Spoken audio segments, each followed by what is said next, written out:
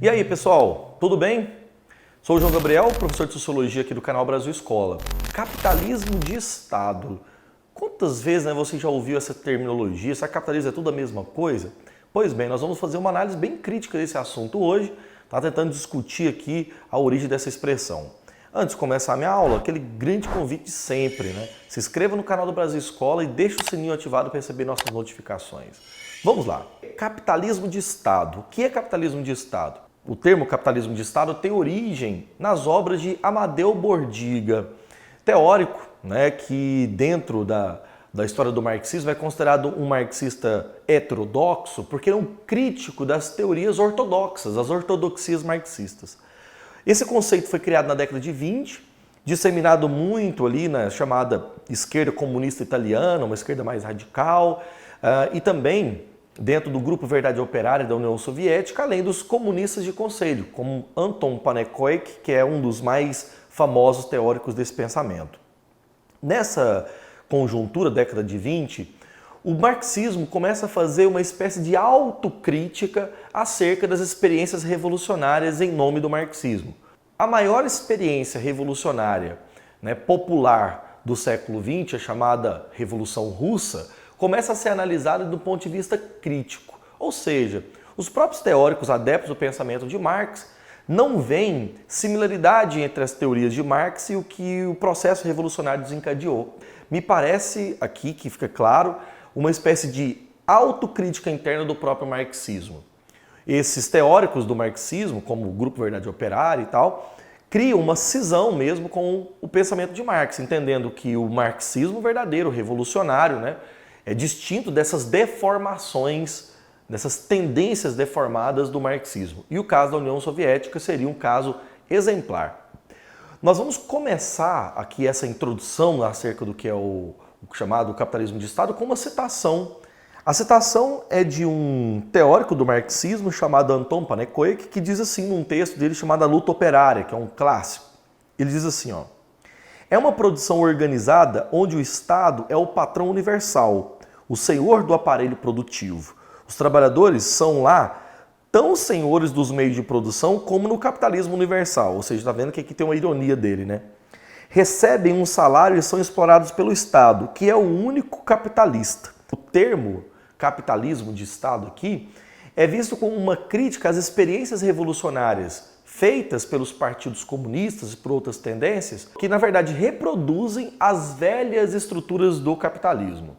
Em outras palavras, nas experiências revolucionárias ao longo das trajetórias do século XX, como no caso principalmente da Revolução Russa, ao invés de destruir a situação e a realidade de classes, o conflito de classes, a sociedade de classes, se constrói, na verdade, um tipo de socialismo que foi chamado de capitalismo de Estado. Ou seja, na estrutura clássica do capitalismo, a burguesia é a classe social dominante, a dona dos meios de produção. Nesse chamado capitalismo de Estado, não mais a burguesia, mas sim o Estado, que vai substituir, nessa ruptura aí, o modelo de sociedade para uma forma ainda burguesa. Dois pontos fundamentais não foi abolido na experiência da Revolução Russa. A divisão da sociedade em classes sociais não foi abolida. E segundo, a produção de mais-valia. O mais-valor sim era produzido pelo Estado, ou seja, agora uma nova classe dominante, a burocracia estatal. O que esses autores veem é que os caminhares, as linhas, os pontos que a União Soviética trilhou não foi rumo ao comunismo, a uma sociedade de ausência de classes, mas sim a uma experiência totalitária, extremamente repressora e, claro, reproduzindo as mesmas lógicas que o capitalismo tem. Aqui no Brasil, um dos maiores teóricos que utilizou essa expressão, capitalismo de Estado, foi Maurício Trachtenberg. Maurício Trachtenberg é considerado um grande nome do marxismo na história do Brasil, faleceu no finalzinho ali dos anos 90, e o Trachtenberg utiliza a ideia do chamado capitalismo de Estado, analisando criticamente a Revolução Russa, dizendo que os grupos dissidentes do processo revolucionário foi completamente reprimido. Numa obra dele, Reflexões sobre o Socialismo, Ele vai fazer uma análise bastante crítica de que as experiências revolucionárias marcadas por grandes partidos comunistas, na verdade, se tornaram em grandes ditaduras sanguinárias, ditaduras vermelhas sanguinárias, que, em nome do marxismo, produziu atrocidades e, claro, repressão política.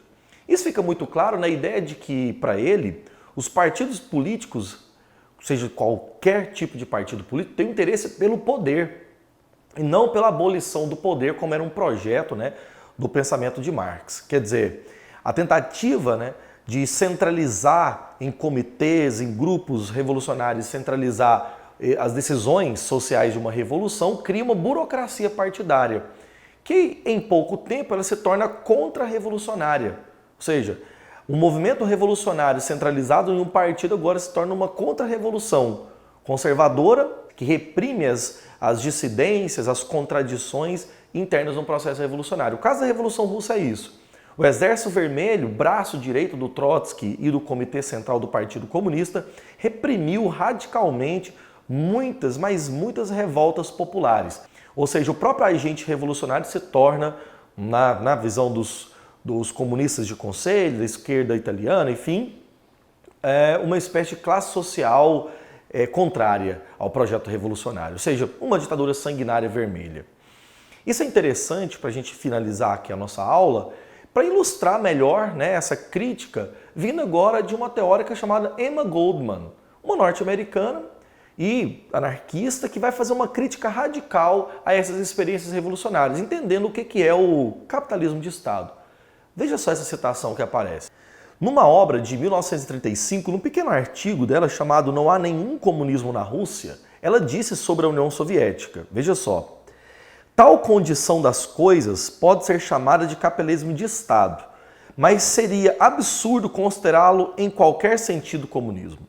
A Rússia soviética, que agora deve ser óbvio, é politicamente um despotismo absoluto e economicamente a forma mais crassa do capitalismo de Estado. O que ela quer dizer com isso? Que é a experiência mais prática de um modelo de capitalismo centralizado, de economia planificada, de uma ditadura, e que, claro, a base do capitalismo liberal foi solapada, mas não rompeu com o capitalismo em si.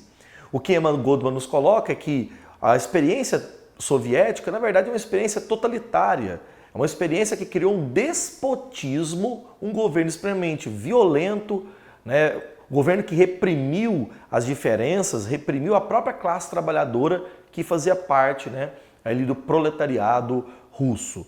Essas experiências citadas aqui na aula por Panekoik, por Maurice Trachtenberg e pela Emma Goldman, são experiências clássicas de que a China, Cuba, Venezuela e todos esses países que instituíram esse chamado modelo de socialismo real, alguma coisa assim, nunca chegaram perto do comunismo. Nunca sequer chegaram perto daquilo que as ideias de Marx haviam teorizado. É isso aí, galera. Foi a nossa aula sobre capitalismo de Estado. Se gostou, deixa um like, um bom comentário aqui para mim, um comentário generoso, ok? Muito obrigado pela audiência e até a próxima videoaula.